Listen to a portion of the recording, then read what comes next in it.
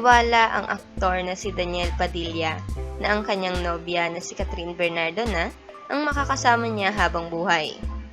Nakapanayam si Daniel noong October 6 sa press con ng Apollo at Daniel Padilla Digital Experience. Dito tinanong ang aktor kung paano siyang mas napamahal kay Catherine nitong enhanced quarantine. Sinagot naman ito ni Daniel na pareho sila ng nobya na sumasabak na sa responsibilidad pampamilya. Ang napapansin lang namin ngayon, feel na namin yung adulting stage. Ramdam na namin tol, lalo na nitong nag-lockdown. Tumatanda na ako. Ganon napifeel mo. Lahat ng mga babayaran dati, sina Ermat na ang bahala. Mama niya bahala. Ngayon, sa amin na pinapahawak na lahat.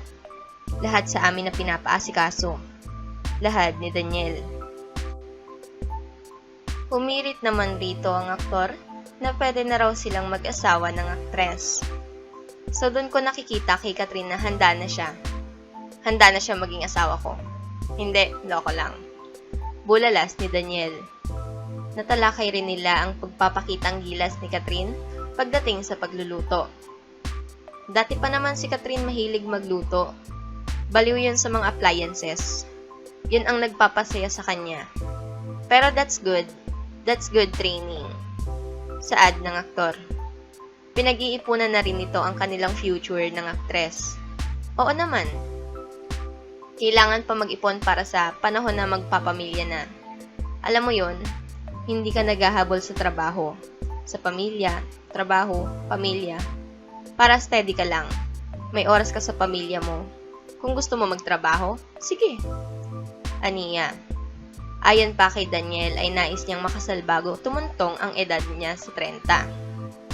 Nakikita ko kasi talaga siguro after 3 or 4 years from now. Basta gusto ko before 30. Ayoko masyado patagalin na umabot na sa range na 30. Kasi pag tumapak na ng 30, ang bilis na naman eh.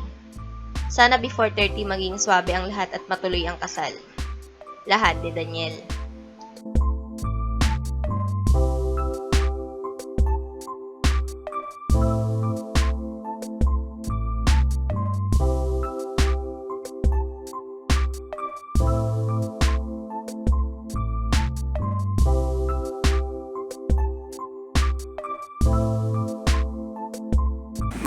Share, subscribe!